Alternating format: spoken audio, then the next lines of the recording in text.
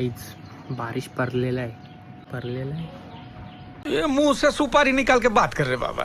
चला मित्रांनो, कामावरून घरी आलो आणि टाइम न घालवता आपण ओट शेक रेडी करूया आणि पिऊया।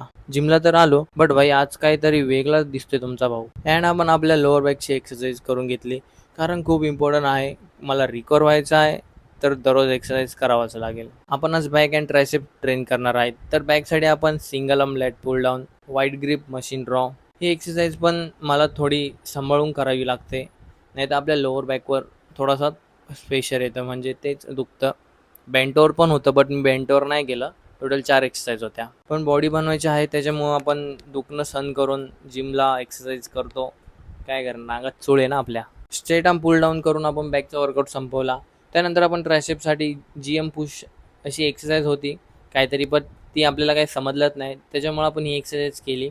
त्यानंतर डंबल ओव्हरहेड, त्याच्यानंतर रिव्हर्स ग्रिप पुश डाऊन आपण आपला ट्रायसेप वर्कआउटचा संपन्न केला। आणि येऊन पोस्ट वर्कआउटला आपण एक केला आणि प्रोटीन पेला।